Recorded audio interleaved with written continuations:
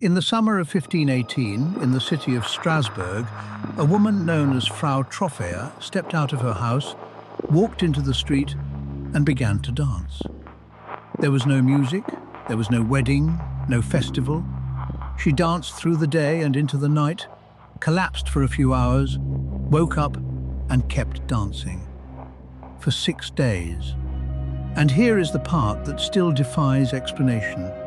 Within a month, 400 people were dancing with her. This is a documented event, and the reason it happened might be the most unsettling thing about the human mind you will hear today.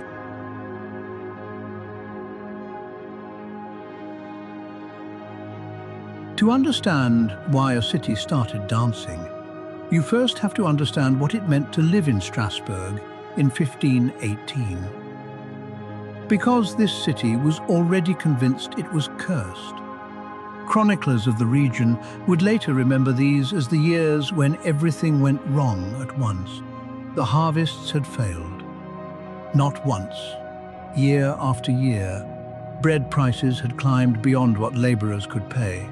Smallpox was moving through the crowded lanes. Syphilis, a terrifying new disease at the time, had arrived only 2 decades earlier. Orphanages and hospitals were overflowing. A chronicle from these years reads less like history and more like a list of punishments. And in this world, suffering had an address.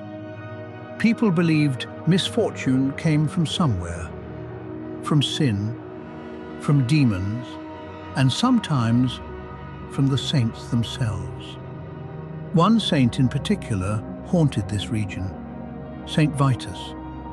Local belief held that if you angered him, he would strike you with a curse, a compulsion to dance.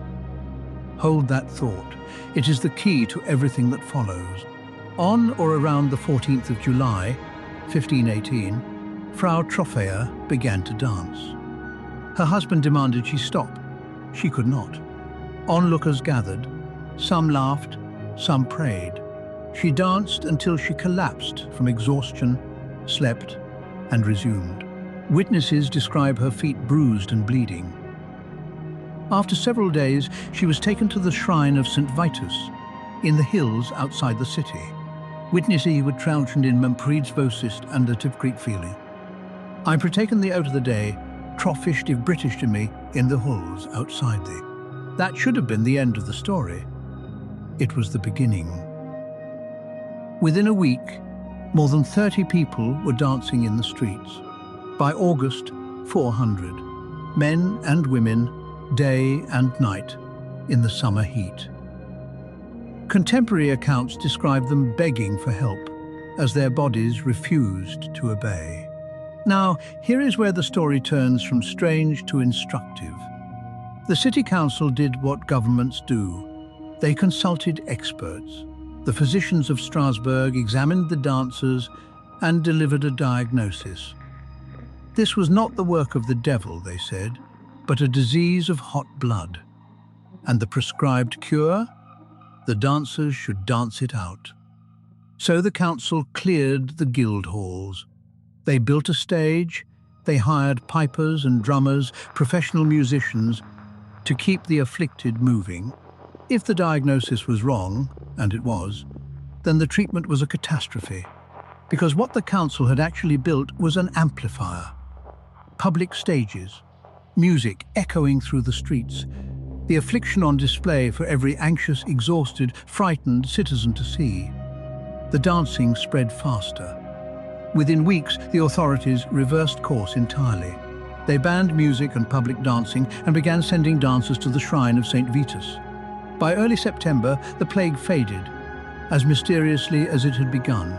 If you have heard of the dancing plague before, you have probably heard one detail, that it killed 15 people a day at its peak. That number is everywhere.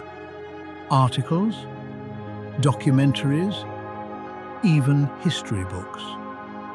So we went looking for its source. And here is what we found. The records written in Strasbourg in 1518, The council minutes, the physician notes, the sermons mention the dancing in detail and say nothing about deaths.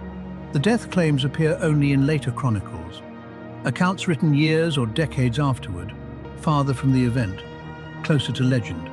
Does that mean nobody died? Not necessarily. Dancing for days in the August heat, on bleeding feet, in a malnourished body, strokes and heart failure are entirely plausible.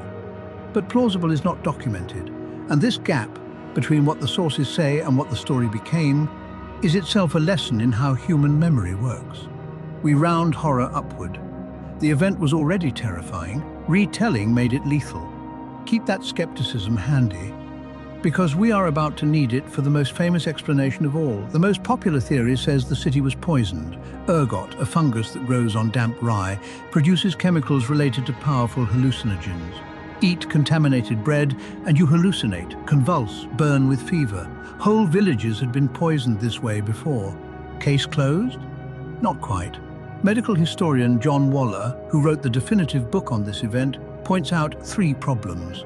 First, ergot poisoning constricts blood flow and triggers violent convulsions. It makes coordinated movement harder, not easier. Nobody dances for 6 days on ergot. You can barely walk. Second, poison does not choreograph. Hundreds of people responding to a toxin in the same specific way, dancing, not seizing, is not how pharmacology works. And third, the geography. Dancing outbreaks recur for centuries, specifically along the Rhine and Moselle valleys, regions with different crops and different climates, but connected by one thing, trade routes, and with them, the same beliefs. The St. Vitus curse traveled those rivers, the fungus did not. So what actually happened? The leading explanation is called mass psychogenic illness, and it needs 3 ingredients, all of which Strasbourg had in 1518. 1. Extreme chronic stress, famine, disease, debt, despair. 2. A shared, specific belief about how affliction manifests. Anger, St. Vitus, and you will be made to dance. 3. Visibility. Seeing others afflicted, which tells your brain the curse is real, active, and coming for you. Under enough psychological pressure, that expectation converts into physical reality. Trance states, involuntary movement, genuine loss of control. The dancers were not pretending, their minds had made it real. That is what makes this event so unsettling.